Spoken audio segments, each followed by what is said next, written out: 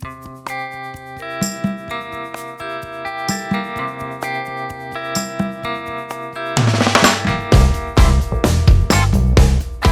and welcome to another episode of the Odyssey Podcast, where we explore the journeys of people through life and business.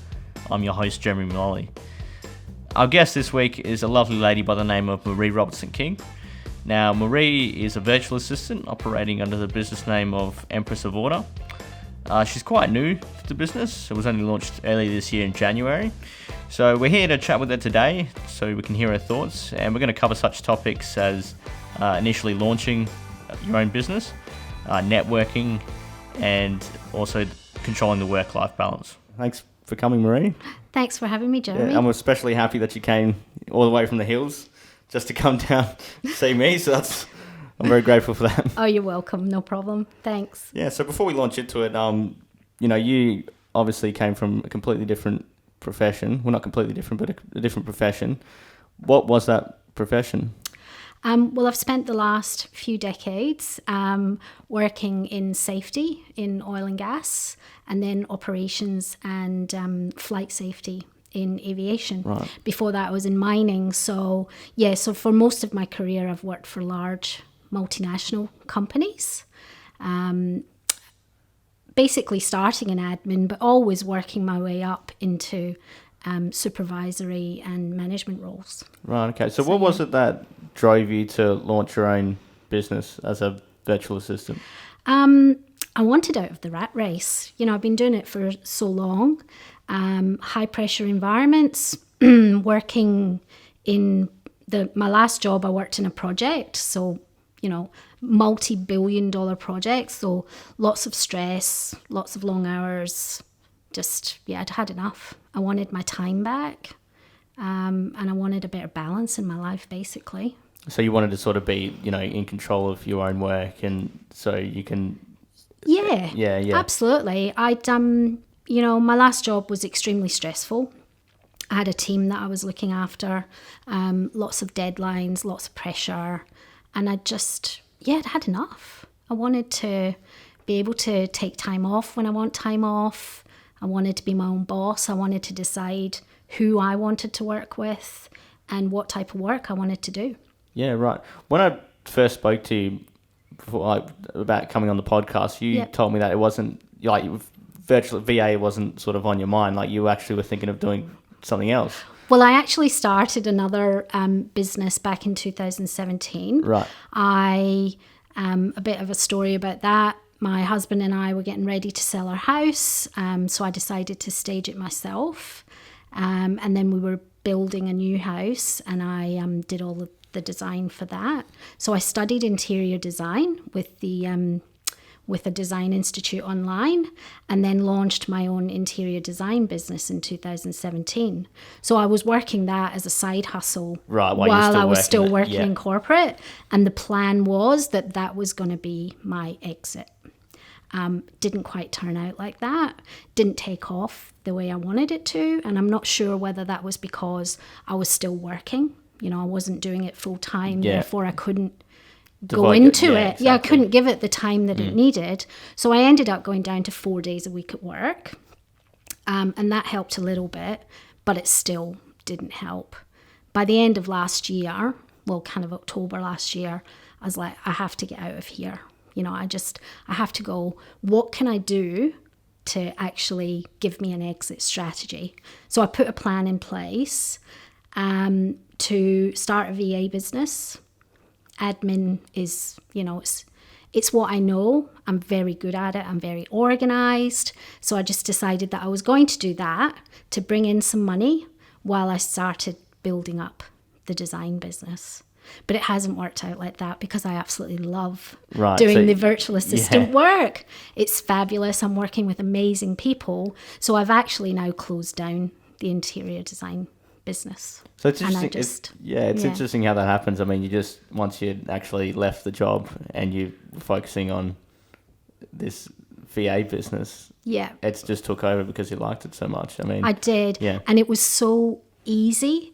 I had the idea driving into work one morning. It was a normal kind of drive into work. Oh my God, I don't want to go. I'm just, I've had enough.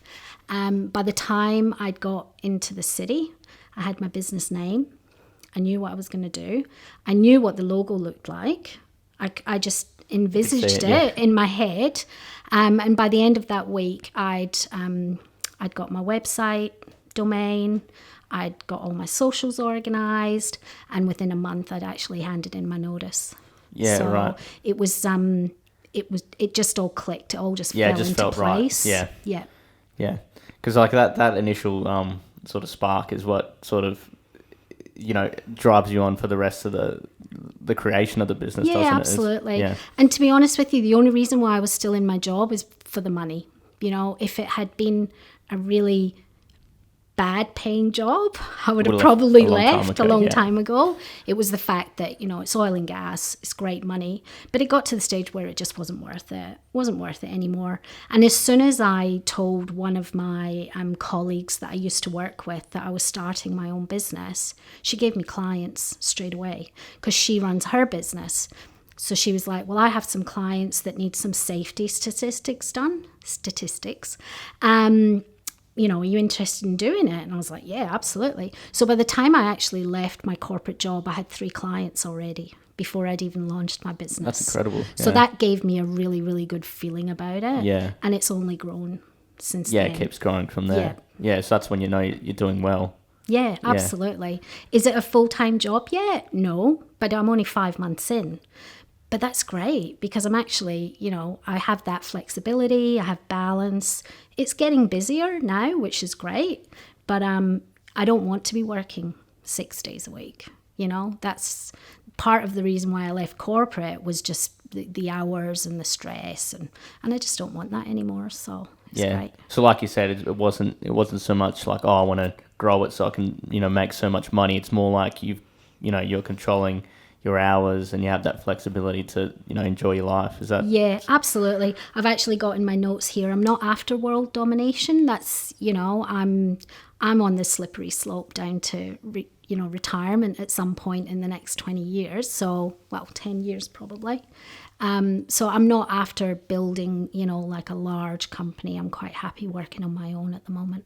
Yeah, anyway, that's good. So onto that, tell me about what your business is like. What's it called? So the business is called Empress of Order, and that used to be a nickname. When I worked in aviation, the pilots gave me a nickname, Empress of Order, because I am very structured and, put processes in place and everything else. So that was, I think it was a bit of a term of endearment. And I don't know how it happened. I was just like, that just came to me in that day. So that was the business name that I chose. Yeah, there was no other way. No, that was it. It was just like, I am the Empress of Order, therefore my business is going to be called that.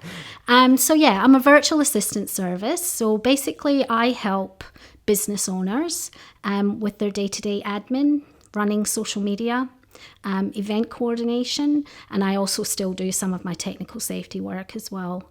So basically I help them by taking over their day-to-day admin, which gives them time back to focus on the reasons why they started their business, So, I have a client who is a teacher wellness professional. So she actually helps teachers look after their wellness. And I work with her in MailChimp to do all of her communications, her weekly communications, her monthly newsletters, that sort of stuff, because that's not her area of expertise, right? Whereas it is mine. So I take areas where business owners either don't have the time, don't have the inclination, or don't have the knowledge to do it, and help them by doing that for them. So like you were able to take a lot of the skills that you had from your previous job and carry it over into absolutely into this business. Yeah.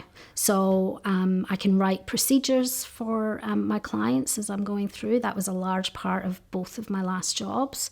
So as I'm doing things for them, I can write procedures so that if in the future they have to take on a full-time assistant, there's procedures already there for them to You're use. setting them up setting for that, them up for that, because not all clients are going to stay with me. I get that. I kind of sit in between that. I'm too busy now to do everything that I have to do in my business, but I'm not so busy that I need to take on a full-time person. Or I work from home and I don't want an assistant sitting in my lounge room. Yeah. So that's kind of where I fit into the market. That's really good. You were saying before, obviously, when you left, you'd already had 3 clients lined up. Did you find sort of like a variation in your type of client? Like, were they sort of from similar industries, or did you have... Those 3 were, because they came through my friend who basically runs a quality business. So she goes in and helps businesses get ready for their ISO accreditation. So as part of that, a lot of them need their safety statistics pulled together to be able to show that they can do that. So those 3 clients were. But now I'm working for lots of different clients. As I said, I'm working for a teacher wellness coach. Another client is a beautician. I work for an event coordinator as well, so I help her with all of her event coordination. And my latest client does heavy machinery inspections in the construction industry. So I'm helping him with his data entry, but also getting all of his processes together so that he can outsource to a lower level VA. Data entry and stuff like that isn't really my thing. It's kind of, I'm not lower or higher, just a different area. But what he wants me to do is learn how to do his process, put the process in place so that we can hand that over to a specific data entry VA. Yeah, so like setting up those methods and processes for someone else. That's right. Yeah, right. So, as we said, your business is relatively young. It's still in your first year. It's only been on for 5 months from the official launch. How are you finding the first year? Like what's... I'm loving it. I'm absolutely loving it. The only regret I have is that I didn't do it sooner, to be quite honest with you. I love the freedom. I love the people I'm working with. My clients are absolutely amazing. And I love working at home. I've got my puppies there. I can take care of things that I need to take care of while I'm actually still working in the office, which is great. No 2 days are ever the same. I have no boss. I don't have to travel. It's just fantastic. Yeah. You said you wish you'd thought of it earlier. How long had you actually been... it had been in the back of your mind for a while, but how long would you say you'd been thinking of launching it? Well, Empress of Order was it was October last year, and by January I'd launched. But the actual thought of being my own boss and having my own business was, from back in 2016, I suppose, when I started training for interior design. I was still in the same job then, and I still had, I still knew I had to put an exit strategy in place. So it actually took me quite a few years to get to the stage where I could actually leave. But I think that was because I loved the idea of interior design and I loved doing it. But now I kind of think that it wasn't really me. I think being authentic to myself is being Empress of Order and having this VA business, because that's what I've always done, who I am. Yeah. Whereas being an interior designer was just, I think it was too much of a step out of who I actually am. Although I loved doing it, and I had a few clients, but it never really took off. And I don't know whether that was just because of the industry or whether it was actually me. Yeah, it's an interesting observation. I mean, maybe it was something that it wasn't completely up your alley, so to speak. Yeah.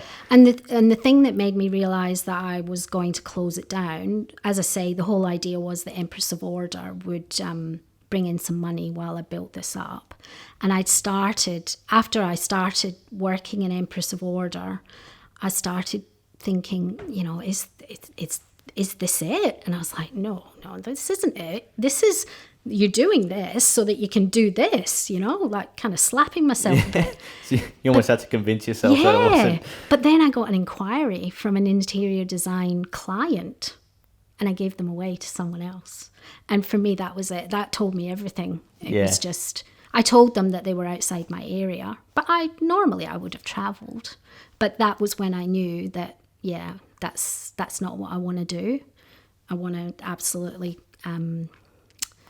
stick with Empress of Order and make it work. Yeah, so it's interesting that that launch phase for Empress of Order is what actually made you figure out that interior design wasn't for you. It was really the VA. Yeah, business. Absolutely. Yeah. So even though, like you said, with Empress of Order, it was a quick sort of turnaround time for you to launch it because you were so driven to do it. But what were some of the initial obstacles that you faced bringing it to fruition? There weren't a lot, to be quite honest with you, because I already had a home office set up because my husband used to work from home.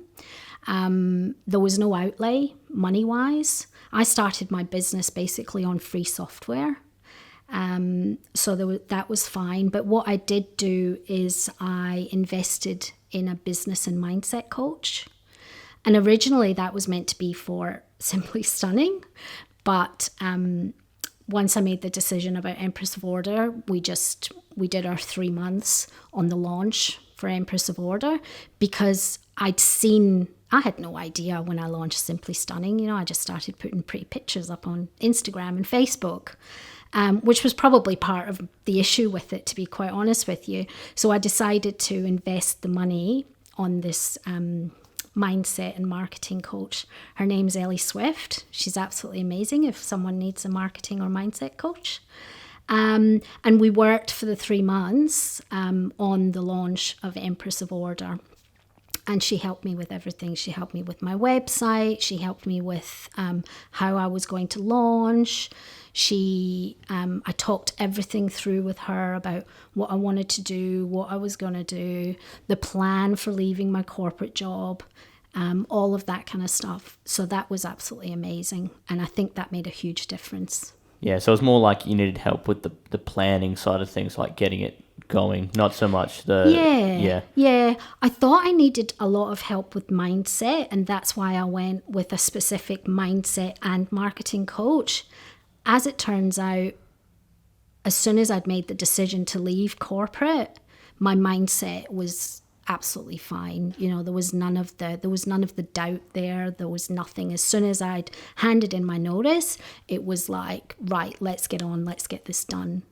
So like you sort of hit the ground running. Yeah, absolutely. Yeah. Absolutely. Yeah. So moving on from that, I mean, like I said, even though you've only been on for 5 months, it can certainly be challenging because, like I said, not every day's the same. Mm-hmm. Can you think of any particular moments that really motivated you, that you knew you were doing the right thing, and it just kept you driving on in that way?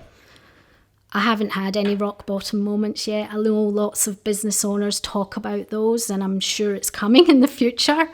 But as yet, I haven't had it. I've had very quiet weeks, where my husband's come home and I've been accosting him straight away because I haven't spoken to anyone all day and I've got words to use up.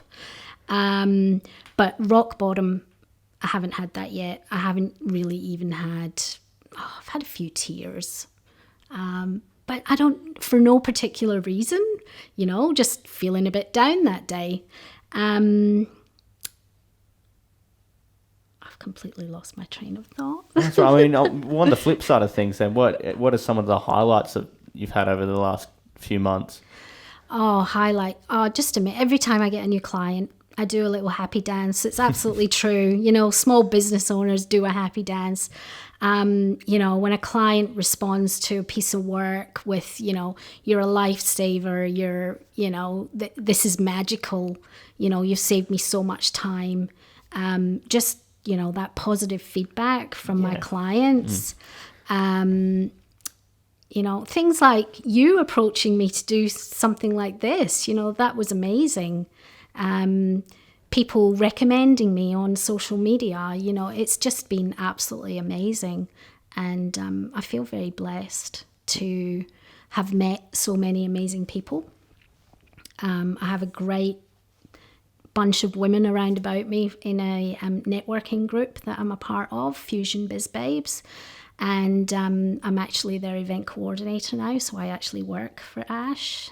So you're the one organising. You fall into the organisational position again. So that's right. So I was helping her to begin with. Just for me, I wanted to meet people. So I said to her, can I help you do anything before the events? So I was doing that just for free, just as part of, what I like to do. And then when she needed some help, she actually came to me, and now she's one of my fabulous clients. Continuing clients. Yeah, which is great. Brilliant.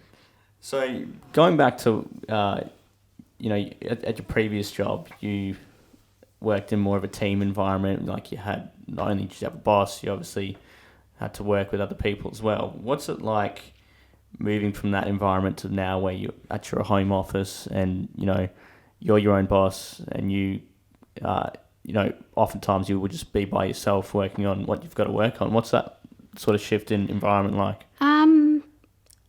To begin with, I didn't find it difficult, but it was different. Working in large corporations, I sat in a quad on a floor with hundreds of people. As well as being part of a leadership team, I also had a team of my own. So, dealing with the leadership group, being part of that, and my boss, and then actually having a team that worked for me as well. And as you say, now I don't have anyone. I've got my puppies, so I can talk to them, the office puppies. But yeah, it was a bit hard to begin with. Like I said, I'd accost my husband when he came in, because I hadn't spoken to anyone all day. But now I make sure that I do keep in touch with people. I do a lot of networking now, so I've learned that that's really, really important. I'll pick up the phone and talk to people. I've got my clients calling me. So as I get busier, it's no longer a problem. It's not really a problem in that way at all. So, but yeah, some days I'll go all day without speaking to another soul. But I'm an introvert, really, so I like my own space and I like my own company. So yeah, it's okay. So it wasn't such a big sort of shock to you moving into that? No, it wasn't. And I think especially when you've been in a job that you want out of, I wanted out of that. I knew it wasn't what I wanted anymore. Working on my own in my home office it's fantastic. It's like much a little better dream. Feeling. Yeah, it's lovely. Yeah. Well, speaking of that, I mean, because you are working from home, how do you sort of handle or manage, I should say, that work-life balance? Like, because you are at home, there's, there's distractions and things like that. Like, how do you sort of say, okay, now I'm in work mode, and then how do you switch between that when you're at home? What I tend to do is I go into the office in the morning. So I have my coffee with my husband before he goes to work. And then when he leaves, I go into the office, which is a dedicated space at the back of the house. So that's me in work mode as soon as I go in there. But what I tend to do is any personal tasks that I need to get done in the day as well as my client tasks, I have them on my to-do list. So I tend to, even simple things like do the washing and hang it out, load the dishwasher. I'll actually have it on my to-do list, and then I'll put it in between client work so that I'm getting up and down during the day, because it's quite easy just to sit there at your desk for hours on end, which is not good for you. So I tend to try and put things into my diary to make me monotony, to make me actually break it up. I'll stop and have breakfast as well. I'll stop and have lunch.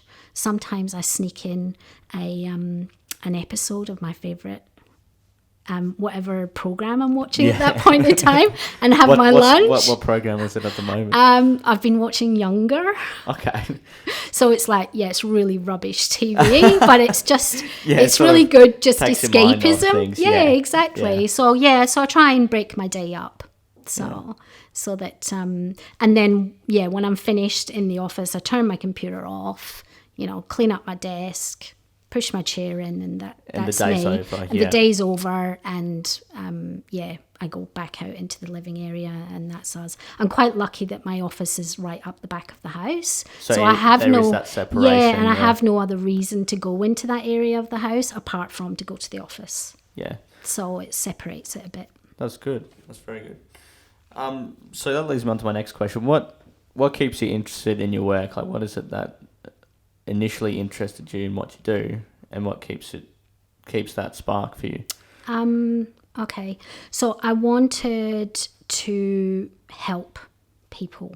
I wanted to feel as if I was making a difference to other people's lives.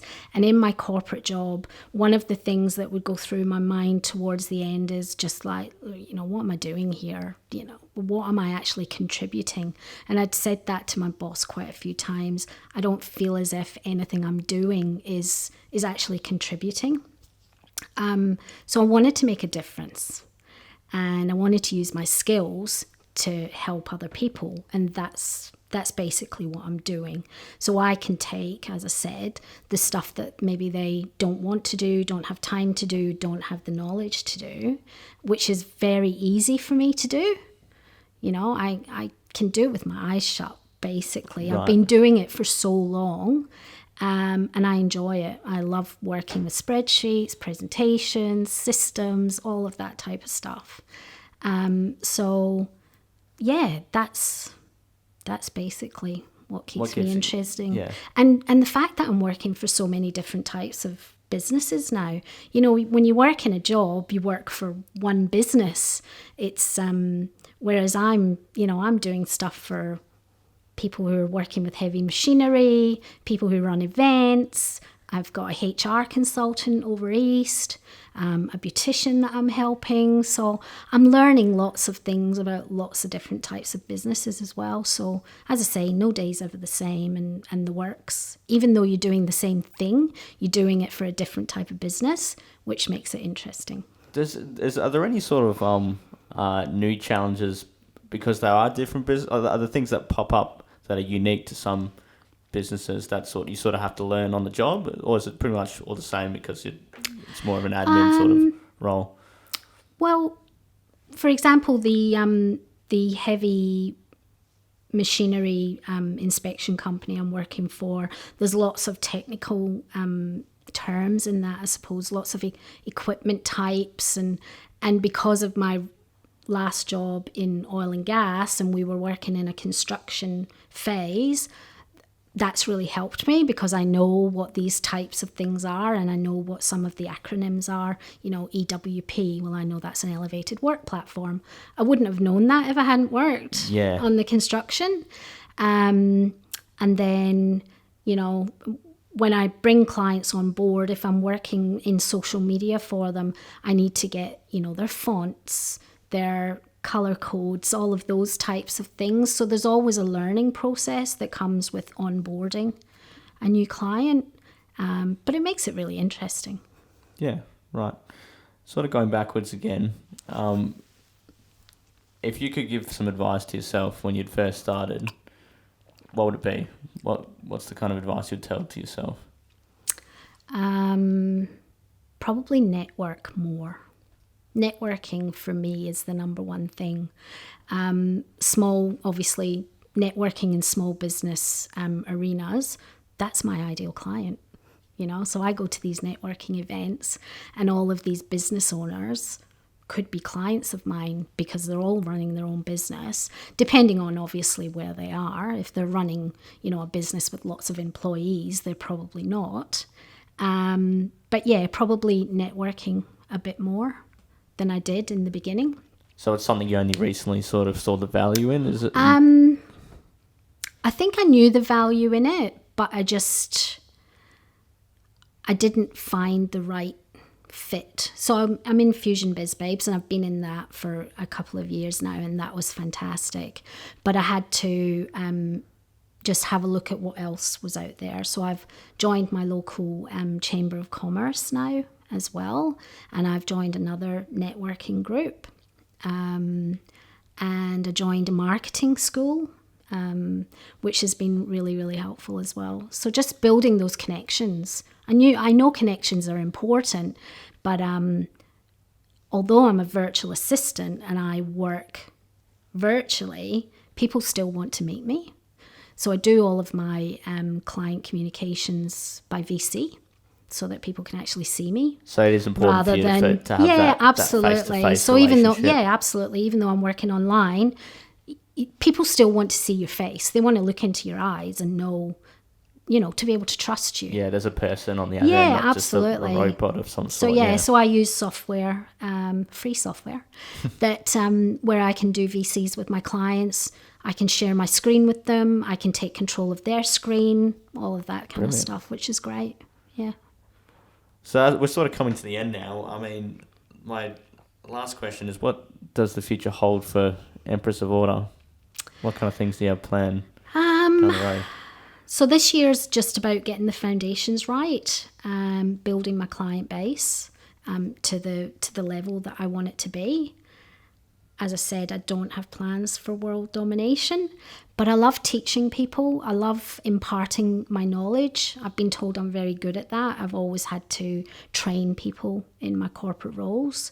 So I'm thinking possibly in the future there may be either online training or face-to-face workshops where I can teach people to do the things that I do. But really, it's all about balance for me now at this point. So, yeah, maybe in the future I'll look for something more, but I'm really just happy doing what I'm doing at the moment. Yeah, just a few more clients would be nice. It's always better with a few more clients, isn't it? Yeah, absolutely. A few more ongoing clients. I have a lot of clients that come in and out. But yeah, a few more ongoing clients would be really nice. Well, fantastic. Before we go, is there anything else you want to add? Any final thoughts for the show? Just if you've got a business idea, just go for it. Yes, it's scary. It's scary to leave the the world where you get a weekly or a monthly paycheck. But if you've got an idea, just, go for it. And it's never too late. I mean, I'm 54 years old and I'm starting out in business. So, but I think, just go for it. Well, thanks for coming in, Marie. I really appreciate you coming all the way down here to Joondalup. No problem. Thanks for having me, Jeremy. No worries. Thank you.